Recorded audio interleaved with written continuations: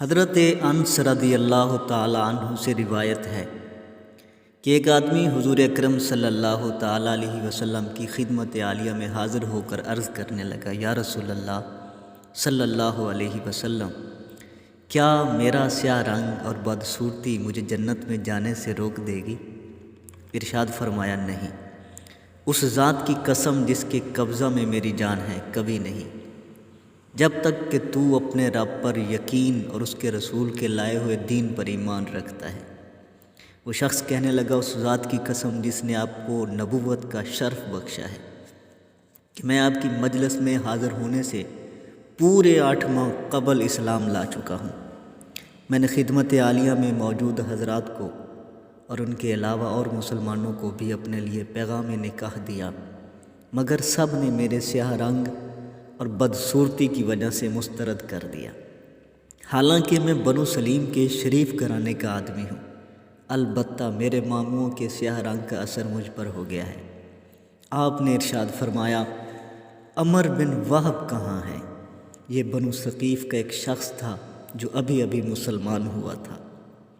لوگوں نے لا علمی ظاہر کی تو ارشاد فرمایا، کیا تو اس کا گھر جانتا ہے؟ اس نے کہا، جانتا ہوں۔ ارشاد فرمایا، اس کے ہاں جا کر آہستہ سے دروازے پر دستک دو اور سلام کہو۔ اندر داخل ہونے کے بعد اتنا کہہ دو کہ حضور صلی اللہ علیہ وسلم نے تیری بیٹی سے میرا نکاح کر دیا ہے۔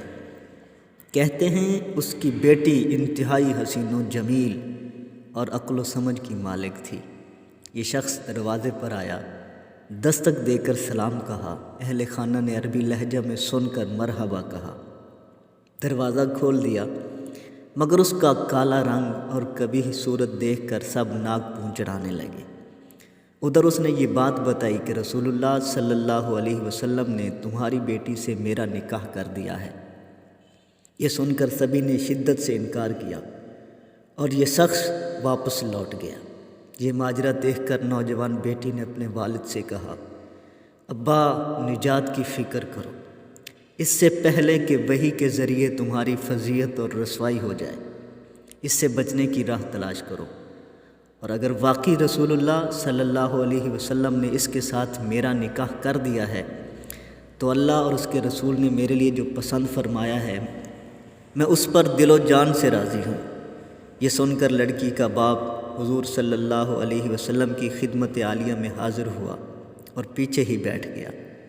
رسول اللہ صلی اللہ علیہ وسلم نے اس سے مخاطب ہو کر فرمایا، تو ہی وہ شخص ہے جس نے اللہ اور اس کے رسول کی بات کو رد کیا؟ عرض کیا، جی ہاں، میں ہی وہ بد نصیب ہوں، توبہ و استغفار کرتا ہوں۔ میں نے سمجھا تھا کہ یہ شخص اپنی بات میں سچا نہیں ہے، اور اگر واقعی یہ سچا ہے تو ہم اس نکاح کو قبول کرتے ہیں اور اللہ تعالیٰ اور اس کے رسول صلی اللہ علیہ وسلم کی ناراضگی سے خدا کی پناہ چاہتے ہیں۔ نبی پاک صلی اللہ تعالیٰ علیہ وسلم نے اس کی لڑکی کا نکاح 400 درہم کے عوض اس شخص کے ساتھ کر دیا اور فرمانے لگے، جا اپنی بیوی کو لے آ۔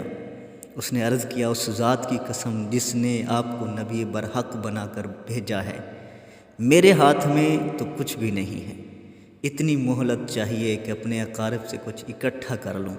ارشاد فرمایا، تیری بیوی کا مہر اہل ایمان میں سے 3 شخص ادا کریں گے۔ حضرت عثمان بن عفان کے پاس جاؤ اور ان سے 200 درہم لے لو۔ انہوں نے 200 سے کچھ زائد ہی دیے۔ حضرت عبد الرحمن بن عوف کے پاس جاؤ اور ان سے بھی 200 درہم لے لو۔ یہ گئے تو انہوں نے بھی 200 سے کچھ زیادہ ہی دیے۔ اور حضرت علی کے پاس جاؤ اور ان سے بھی 200 درہم لے لو۔ انہوں نے بھی 200 سے کچھ زائد ہی دیے۔ انتہائی مسرت اور خوشیوں میں ڈوبا ہوا یہ شخص بازار میں بیوی کی رخصتی کے لیے سامان خرید رہا تھا کہ کانوں میں صدا گونجی۔ حضور صلی اللہ علیہ وسلم کا منادی آواز دے رہا تھا، یا خلیل اللہ ارکبی، اے خدائی لشکر، جہاد کے لیے تیاری کرو۔ اس نے آسمان کی طرف ایک نگاہ اٹھائی اور کہنے لگا، اے زمین و آسمان کے رب، ارے حضرت محمد صلی اللہ علیہ وسلم کے خدا، آج میں یہ دراہم وہاں صرف کروں گا جہاں پر اللہ اور اس کے رسول صلی اللہ علیہ وسلم کو اور اہل ایمان کو صرف کرنا پسند ہے۔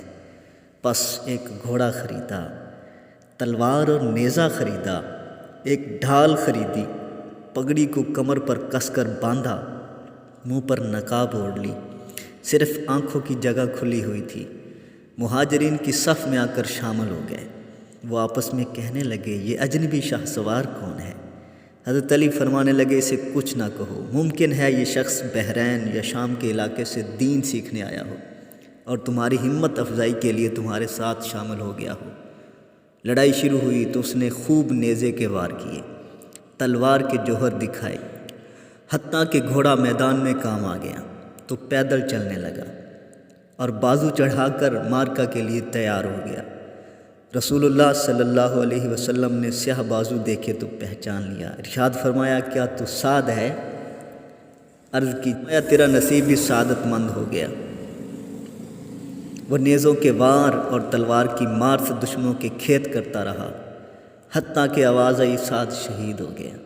حضور صلی اللہ علیہ وسلم سیدھے اس کے پاس پہنچے، سر اٹھا کر اپنی مبارک گود میں رکھا، چہرہ سے اپنی چادر کے ساتھ غبار صاف کیا اور ارشاد فرمایا، تیری مہک کیسی عمدہ ہے اور پاکیزہ ہے، تو اللہ اور اس کے رسول کا کس قدر پیارا ہے۔